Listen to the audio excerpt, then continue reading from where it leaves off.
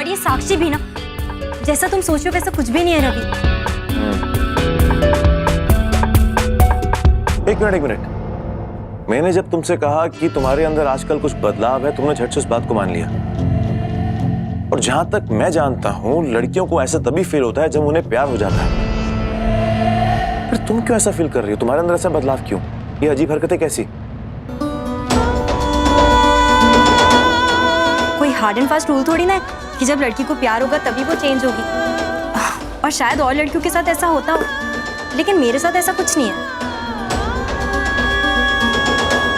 माँ बुला रही है, मैं चलता हूँ। और हाँ, बहुत जल्द तुम्हें एक बहुत बड़ा सरप्राइज दूंगा। फिर उसके बाद तुम्हारी पूरी जिंदगी बदल जाएगी, हमेशा हमेशा के लिए। सदके तेरे, हाँ सदके तेरे, सदके तेरे।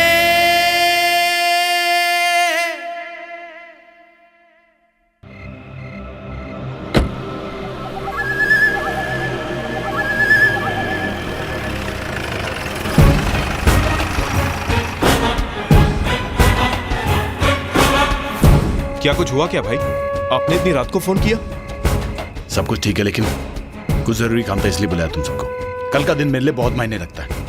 कल हल्दी है, उसके बाद शादी है, लेकिन कुछ लोगों को मेरी खुशी बर्दाश्त नहीं हो रही है, इसीलिए बीच में अड़चन डालने की कोशिश कर रहे हैं। लेकिन मैं ऐसा होने नहीं दूंगा। इस मामले में मैं कोई रिस्क नहीं ले सकता। शंभू, तुम एक काम करो, अनन्या पे नजर रखो। अगर वो मेरी हल्दी पाने की कोशिश करे ना तो उसे रोकना, लेकिन हाँ, बिना कोई तमाशा खड़ा किए, समझे तुम? बस आप हुक्म करो, हो जाएगा।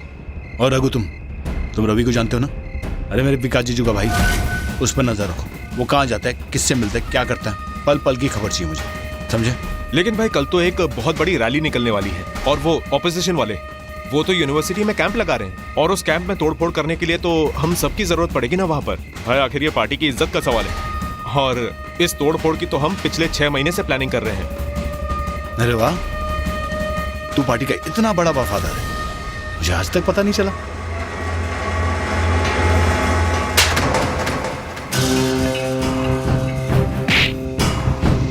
मुझे पार्टी की पड़ी है, मेरी वफादारी भूल गया तू? इस काम से ज्यादा कोई काम इंपॉर्टेंट नहीं है, समझे?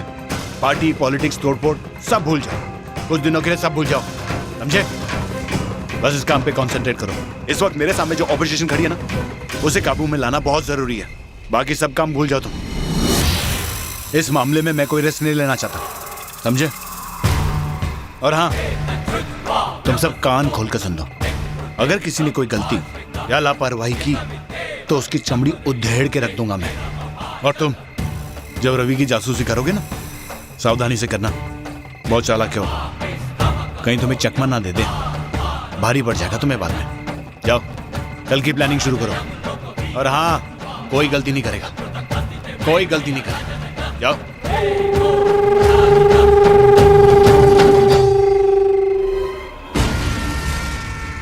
अब सुकून मिला, अब शांति से अपना काम कर पाऊंगा। लेकिन इतना तगड़ा इंतजाम के बाद फिर भी अगर रवि मेरी शादी तोड़ने में कामयाब रहा तो?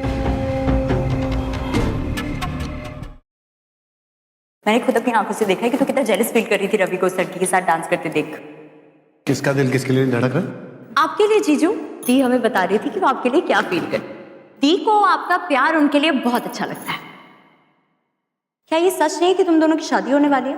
और जब तू रवि के लिए कुछ फील ही नहीं करती तो तूने वो जगह साकेत के लिए रिजर्व रखी होगी, है ना? मैं फिर वही सब सोचने लगी। पता नहीं मैं अपने आप को इतनी तकलीफ क्यों देती हूँ, क्यों परेशान रहती हूँ। बस मुझे नहीं सोचना इन सब बारे में, इन सब चीजों से अब बाहर आना चाहती हूँ। रात वैसी बहुत हो गई है, बहुत बड़ा दिन था, सो जाती हूँ।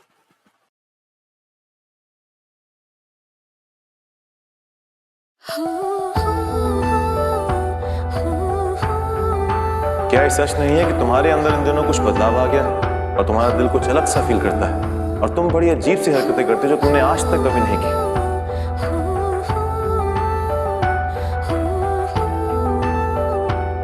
वैसे साक्षी जो कुछ भी कह रही थी सही तो कह रही थी। उसको तो मैं हर बार डांट कर कैसे भी चुप करा देती हूँ, लेकिन सच तो यही है ना कि मेरी साक्षी जी के साथ शादी होने वाली है और मेरे दिल में उन्हीं के लिए ऐसी फीलिंग्स आनी चाहिए।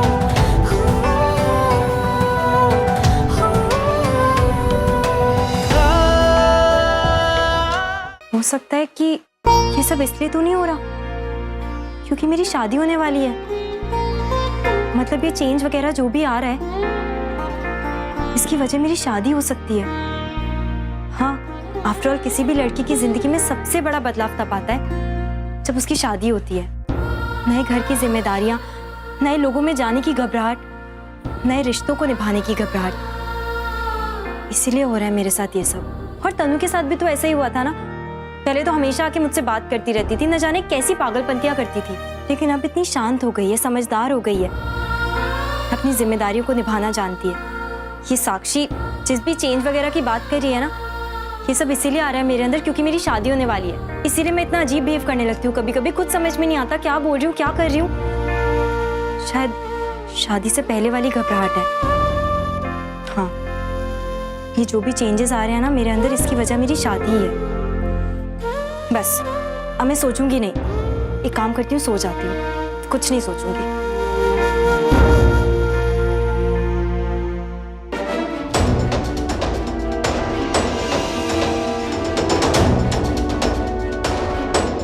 कैसे ढूंढूं मैं उस लड़की को? गलती मेरी ही है। मुझे बातों बातों में उसके घर का पता पूछ लेना चाहिए था। अब क्या करूं मैं? कहां ढूंढूं मैं उसे? मगर उस लड़की ने मुझसे कहा था कि अगर साकेत ने हल्दी की रस्म नहीं तोड़ी तो वो खुद आकर शादी तोड़वा देगी। लेकिन अगर वो अपनी बात से मुकर गई और साकेत, वो उसे रोकने के लिए डेफिनेटली कुछ ना कुछ कर रहा होगा। रवि, ये तेरे पास आखिरी चांस है साकेत को झूठा साबित करने का। क्या करूं मैं? कैसे ढूंढूं मैं उस लड़की को? नहीं रवि, जब तक तू ये सब कुछ ठीक नहीं कर देता, तू हाथ पे हाथ धरकर नहीं बैठ सकता। तुझे उस लड़की को ढूंढना ही होगा। उसे यकीन दिलाना होगा कि साकेत ने अब तक जो भी वादे किए वो सब झूठे हैं, सब झूठे हैं। और साकेत बहुत बड़ा कमीना आदमी है और मैं ये करके रहूंगा किसी भी कीमत पर। हेलो चा, तू कहीं जा रहा है? हाँ माँ। ऑफिस के काम से जा रहा है? नहीं माँ, बहुत जरूरी काम है और कुछ और काम। मतलब आज ऑफिस नहीं जाएगा? नहीं माँ। क्यों? क्योंकि आपने मुझे ऑफिस लाने के लायक छोड़ा ही नहीं। और माँ, मैं उस मिस लूथरा के सामने किस मुंह से ऑफिस जाऊंगा? मैंने आपसे 1000 बार मना किया था कि आप उसे संगीत में मत बुलाइए, लेकिन फिर भी आपने उसे बुलाया। क्या मतलब है? तू नौकरी छੱਡ देगा? पता नहीं माँ, लेकिन अभी जो हालात हैं उसे देखकर ये लगता है कि मैं वहां पर काम नहीं कर सकता। वैसे मैंने इस बारे में अभी कोई फैसला नहीं लिया क्योंकि मुझे एक जरूरी काम है और जैसे ही वो जरूरी काम पूरा हो जाएगा मैं जॉब के बारे में सोचूंगा। तो ऐसा क्या काम है जो ऑफिस से भी ज्यादा जरूरी है? है कुछ काम माँ, जैसे ही पूरा होगा मैं आपको बताऊंगा। और पुत्र ऐसा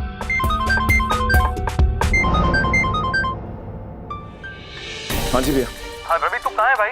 देख भाई, तू जहाँ भी है ना, तू फौरन यहाँ आ जा मेरे पास यार। क्या हुआ भैया? मुझे एक जरूरी काम है, मुझे बाहर जाना है। भाई वो सब मैं तेरे को बाद में बताऊंगा, पहले तू यहाँ आ जा यार। इन लोगों ने सब गड़बड़ करके रख दी यार, बहुत परेशान करके रख दिया, दिमाग खराब हो रहा है मेरा यार। भाई मुझे बात करनी, मुझे फोन दो। तू ही कर ले। हाँ भाई, तुझे पता है भाई क्या चल रहा है? अरे इन लोगों ने तो परेशान करके रखा है। 1000 बार तो डेकोरेशन को चेंज करवा रहे हैं। अरे एक बार बोलते यहाँ पे लगाओ, दूसरी बार बोलते वहाँ पे लगाओ। भाई देख, ऐसे अगर चलता रहा तो काम खत्म नहीं हो पाएगा। इन लोगों को एक मौका मिल जाएगा पैसा काटने का। ठीक है, मैं अभी आता हूँ, लेकिन थोड़ी देर के लिए आऊंगा क्योंकि मुझे एक जरूरी काम के लिए बाहर जाना है। ठीक है ठीक है। मम्मी हटो। आ गई रख दे पुत्र। अच्छा होर दसो, कुछ लेके आना? और मेरे ख्याल सारी चीजें रख लेती हैं। हाँ। अरे सकेत पुत्र, तूने अभी तक हल्दी वाले कपड़े नहीं पहने जो मैंने तेरे लिए निकाल के रखे थे। और ये कपड़े तो खराब हो जाने हैं ना हल्दी से। पता है मुझे, जब मेरी हल्दी लगी तब चेंज कर लूंगा। फिलहाल कहीं बाहर जा रहा हूँ, आने के बाद रस्म शुरू कर लेना। लेकिन अपनी हल्दी वाले दिन तो बाहर कितने जा रहा है? वो देविका के घर जा रहा हूँ। अपनी हल्दी वाले दिन तो अपनी होने वाली दुल्हन के घर कैसे जा सकता है? क्यों नहीं जा सकता मैं? पुत्र ये रिवाज है, अब से लेकर अपना ब्याह होने तक ना तो अपनी होने वाली दुल्हन से नहीं मिल सकता। इसलिए तुझे वहां जाने की इजाजत नहीं है, समझा कर पुत्र। क्या बकवास रिवाज है ये? मेरे होने वाली दुल्हन को हल्दी लग रही है और मैं नहीं जा सकता। और हाँ, मेहंदी वाले दिन अगर लड़के के घर से मेहंदी ना आए तो रिवाज पूरा नहीं होता। आज कैसे पूरा होगा? लेकिन पुत्र ये रिवाज तो रिवाज है। इन धकियानुजी रिवाजों को मैं नहीं मानता।